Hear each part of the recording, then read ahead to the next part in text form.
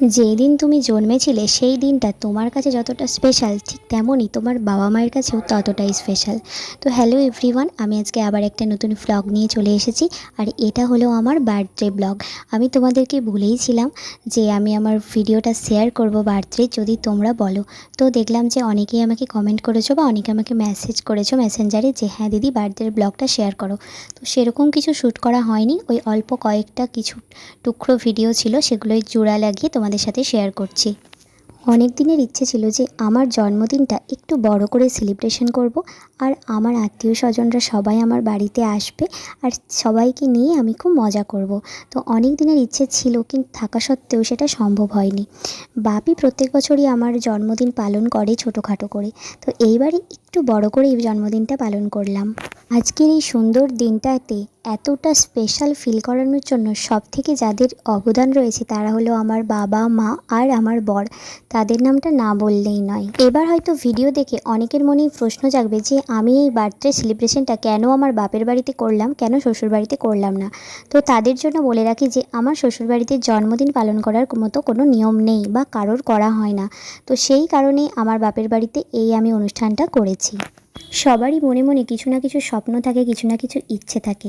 তো সেই রকমই বলতে পারো এই বড় করে বার্থডে সেলিব্রেট করাটাও আমার একটা ইচ্ছে ছিল। তো সেটাই আমি করেছি। তো তোমরা আশীর্বাদ করো বা তোমরা সবাই ঠাকুরের কাছে প্রার্থনা করো যেন আমি এই রকমভাবেই আমার সমস্ত স্বপ্ন আর ইচ্ছেগুলোকে পূরণ করতে পারি। এবার হয়তো এই ভিডিও দেখে কিছু কিছু মানুষজন বলবে বা কিছু কিছু দূর সম্পর্কের আত্মীয় স্বজনরা বলবে যে কি দরকার ছিল এত কিছু করার, টাকা নষ্ট করে এই সমস্ত কিছু অনুষ্ঠান করার কি দরকার ছিল, সামান্য তো একটা কেক কেটে রেখে দিলেই হতো। তো তাদেরকে আমি একটা কথাই বলবো যে সবার স্বপ্ন তো আলাদা আলাদা হয়, তাই না? কারোর স্বপ্ন থাকে সোনার জিনিস করা, কারোর স্বপ্ন থাকে বাড়ি বানানো, আবার কারোর স্বপ্ন থাকে এই ছোটো ছোটো ইচ্ছেগুলো পূরণ করা। তো সেই রকমই বললাম না, এটা আমার একটা স্বপ্ন, তো সেই জন্যই করেছি।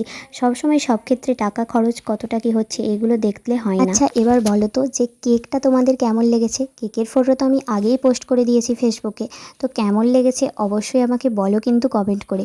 এই কেকটা কিন্তু আমার খুব ভালো লেগেছে।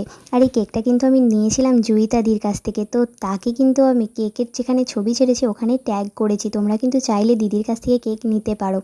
আর আমি কিন্তু এত বড় কেক মানে এই প্রাইসের বা এই সাইজের কেক আমি কখনোই নিইনি। তো সবসময় ছোট সাইজেরই বা অল্প প্রাইসের কেক নিয়েছি। তো এই ফার্স্ট টাইম আমি এরকম একটু কেক নিলাম নিজের জন্য। তো এটাও বলতে পারো আমার একটা মানে ইচ্ছে ছিল যে আমি একটু বড় কেক কাটবো নিজের বার্থডেতে। তো সেটাও কিন্তু পূরণ হয়েছে। কেকটা কেমন লেগেছে অবশ্যই জানাও। আমি কিন্তু অনেকের কাছ থেকে অনেক উপহার পেয়েছি। তো যদি কেউ দেখতে চাও আমি কী কী উপহার পেয়েছি আমার বার্থডেতে, তাহলে তোমরা কমেন্ট করো। তাহলে আমি আবারও একটা নতুন ভিডিও নিয়ে আসবো আমি কী কী গিফট পেয়েছি সেগুলোর। তো দেখো এখানে আমার বর আমাকে একটা সুন্দর জিনিস গিফট করেছিল, যেটা আমার খুব পছন্দের ছিল আর অনেক দিন আমার ইচ্ছে ছিল এটা করার। তো সেটাই কিন্তু আমার বর আমাকে গিফট করেছে, দেখতেই পাচ্ছ কতটা সুন্দর। আর আমি খুব হ্যাপি, অনেক অনেক থ্যাঙ্কস বরকে এটা গিফট করার জন্য। আরও যে বাকি গিফটগুলো রয়েছে সেইগুলো কিন্তু তোমাদেরকে আমি অন্য ভিডিওতে শেয়ার করব। তারপর দেখো আমরা নিচে চলে গেছি, আর এখানে সবাই খাওয়া দাওয়া করছে, দাদারা সবাই খেতে বসেছে। আর জানো তোমরা আমি কিন্তু আমার নিজের বার্থডের দিন খেয়েছিলাম বিকেল 4টেই। তো অনেকেই প্রশ্ন করবে যে কেন বিকেল 4টেতে খেয়েছিলাম। তো আমাকে কিন্তু অনেকক্ষণ আগেই 1:30-2টোর সময় সবাই খাবার সাজিয়ে সুন্দর করে থালি সাজিয়ে খেতে দিয়েছিল, বাট আমি খাইনি। কারণ আমার মনে হয়েছিল যে সবাইকে আগে খাইয়ে তারপর আমি খাবো। তো আমি সবার ব্যবস্থা করে সবারই খাওয়া হয়ে যাওয়ার পর যখন আমার মা আর আমার বর খেতে বসেছিল তখনই কিন্তু আমি খেয়েছিলাম একদম বিকেল 4টের সময়।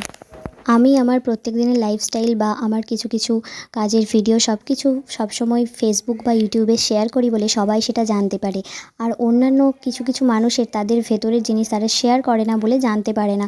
তো সেই জন্য আমি শেয়ার করি বলে অনেকের অনেক রকম কথা বক্তব্য থাকে আমার কানে আসে। তো যাই হোক তোমাদের যা বলার বলে যাও, তবে আমি আমার ভিডিও শেয়ার করে যাব। এমন নয় যে আমি এই ভিডিওগুলো করে কোনো টাকা ইনকাম করছি, একদমই নয়। হয়তো ভবিষ্যতে হতে পারে, বাট আমি সেই সবের জন্য কোনো কিছু পোস্ট করিনি, জাস্ট আমার ভালো লাগে তাই পোস্ট করি। চলো টাটা, সবাই ভালো থেকো, সুস্থ থেকো।